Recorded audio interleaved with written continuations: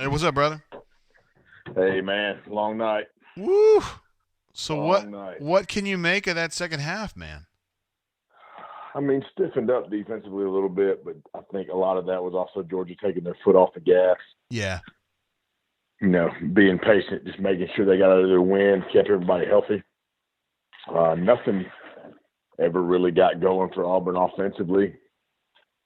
Completely abandoned the run game on early downs. I guess rightfully so, with zero success and zero ability to get movement up front at any point. And pass protection got worse as the game went on. Mm. So it was a mess up front all night. Yeah, so we were talking at halftime. We thought they had to have a touchdown right out of the gate, which they didn't do. They got a field goal, and they kind of dilly-dallied a little bit there on that drive. And then you thought they needed to load the box and slow down the run, and they didn't really do that either. Were you surprised? A little bit, a little bit. They run fit. They fit better in the second half. I think they started going with some different alignments and some underfront looks up front, and just didn't make it quite as easy in terms of angles and alignment on Georgia as it did in the first half. I kind of think Georgia was sleepwalking maybe a little bit as well. There wasn't necessarily a sense of urgency out of them in the second half. The Shedrick Jackson drop on that first drive, Yeah, that was was kind of the one thing where Auburn really had a chance maybe to get a little spark. That hurt. And then, hit him right here. Nix looked like he was playing backyard football with a Nerf ball in his hand the rest of the night.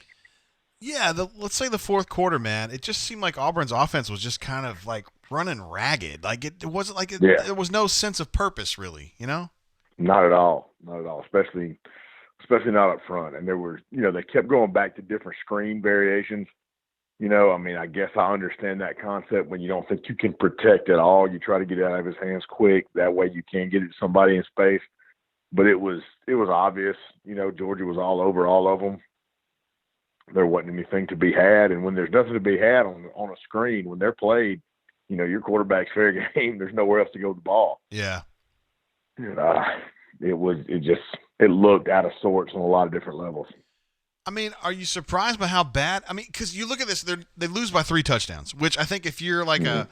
a Oklahoma fan, you say, "Oh, Auburn lost by 3 touchdowns." Oh well, but it just felt like it was worse than that. You know what I mean? That you come away from that one feeling like you got beat by 40. Yeah. I mean, just because it was domination up front on both sides, there was no point after the first two possessions that Auburn was ever back in the ball game. Sure seemed that way. We've been talking in the chat. I mean, Tank Bixby to me was probably their best performer on offense. Did he stick out to you at all? I think so. I mean, he plays really hard. He plays fast with the ball in his hands. He works to get vertical. He's a tough kid. I mean, he got hit hard several times, and just bounced right back up, ready to go right back to war. And you can tell he's a player. You can tell he's a player. I'd like to see what he looked like behind some people that can move some bodies for him. Yeah, that's the thing. And I asked you this at halftime, but I ask you again: is there a solution to that problem? I mean, you can't just There's make new guys appear. no, there's not an immediate solution. I mean, you don't. Willie Anderson's not going to show up tomorrow. Kendall Simmons not going to show up tomorrow. Those there's not any of those guys on the roster, and so you've got to hope that these guys can just continue to become more sound in their technique to the point where they're not overwhelmed to the degree they were tonight. Continue to challenge them. I think the most disappointing thing might be that they just seem to back away from the challenge. You started to see more false starts as the game went on. You started to see really sloppy hand placement with guys grabbing high, around the head and around the collar of defenders when they bent the edge. Not a lot of good footwork on the edge at all at any point tonight. And that was disappointing. I won't call kids out by name Sure. by any means, but it was you expect better. You certainly expect better. Now you're a linebacker by trade, or at least you were as a player. Mm-hmm. Kenny Britt was out there, absolutely giving every last ounce. Did that impress you? I mean, we knew he was a warrior coming in. I mean, you know you're going to get everything from him, and he had a tough night, man. I mean, it was like by the time the running backs got to him, they had 3 or 4 yards head of steam. You know, Yeah. he didn't have gaps that were clear for him to fit. He was having to fight through traffic. You know, there were a lot of times he was making tackles, one arm hanging on a running back while there was an lineman engaged on his other shoulder. You know, he took a beating in his spot tonight, and you could see he got banged up and came out several times. He'd be out a few plays, come right back in and go back to work. Yeah. So you tip your cap to that guy. He was struggling, man, but he refused to quit. I know you love to see that. You as a defensive guy, you love to see that out of your your middle linebacker. That's something you need. No, for sure. But out of anybody, I'd love to see that out of a center or a guard. So. Bo, how much of this do you put on him at all? I mean, I know we don't want to call it players individually. I get it. I respect that. But he didn't have a great night statistically. How much of that is on him? I can't put a lot on him just because of the abject failure up front. You know, when a quarterback at no point can set his feet and go through his progressions, you don't really know what his passing capabilities are. You know, at no point tonight did Nix have time to set his feet and get beyond read one. You know, it was set my feet, read one's not there, pockets collapsed, I got to go. You never get to two, do you? No, you don't have time to get to two. Yeah. Did this game remind you of anything recently? There were some folks in the chat that said maybe the Oklahoma game and the bowl game, the Florida game last year. I don't know if any of those strike a chord with you.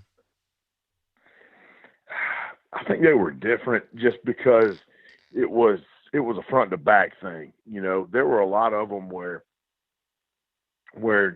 Auburn didn't play well up front, but this was the first one where they just got mauled, where it was hands on bodies being moved at the will of the other team. And that's a little more bothersome. Yeah. You know, especially only 2 games into the season.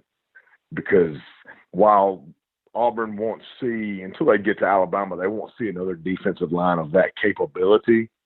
All SEC defensive lines are pretty good, you know, and they're certainly good enough to take advantage of a less than average or less than stellar offensive line. Yeah.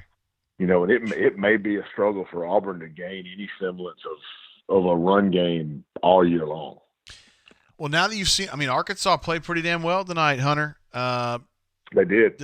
I mean, you cannot chalk that up as a W in any way, shape, or form for next week. Man. Yeah, I was going to say, does this change how you feel about the game? It sounds like it does. Without a doubt, man. This one makes you question everything that you thought coming into the week for sure. That's tough. Auburn people want to hear more, but we got to be real with it. It's real talk, like, you know, and I'm sure it's the same conversations that's being had in the locker room or on the bus, wherever they are right now. But in the same token, I mean, this football, you don't quit, you don't hang it up because you lost in week 2. You know, I mean, you go back to work, you try to solve as much as you can, you try to get your guys refocused, recentered, keep the onus on yourself as a coach to make things the best that you can every single day, and get ready to battle it next week. And I mean, I'm obviously, if there was already incentive for Gus on the table to beat Arkansas every year, but now you add Morris to it, I'm sure that this is going to be, you know, a big game for them emotionally. Yeah. All week, and the team needs it as a rebound. So I'm sure the sense of urgency will be there. Yeah, there's just no scenario where Auburn can deal with a loss to Arkansas. You just can't do it. But they're going to be at home, and they're probably better than Arkansas. I mean, I think so. I think there's such a discrepancy in the perimeter skill positions on both sides of the ball that they ought to be able to make enough big plays to win the game on, you know, chunk plays, big plays alone. But you certainly don't want to get in a situation where you get really your only viable quarterback on the offense hurt because you can't protect them in base passing concepts. Yeah. A lot of concerns, man. A lot of concerns. And after week 2, this is not where we thought Auburn would be. But no, it's not. And you know, this is if we're not in in the season of the COVID, this might be one of those days where there's a coaching change coming Sunday morning. You're not joking. I hadn't thought about that, but you're right. These are the kinds of losses where stuff like that would happen in normal life, Mm-hmm. you know. Yep. But right now, And in it COVID, was, nah, not going to happen. you know, I don't see where anybody financially can make that move. Yeah. But certainly, if this is Amen Corner and it looks like that on any other given year, you see it happening. Hunter, incredible insight at halftime and now after the game and stuff. Just lots of stuff to chew on and think about. And we know we love you. Everybody here loves you. Think you're the best. Hey, man. Well, I hope we get to talk about better and more positive things down the road. Yes, sir. All right, Hunter. Appreciate you, brother. Have a good night, brother. See you, man. Yes, sir.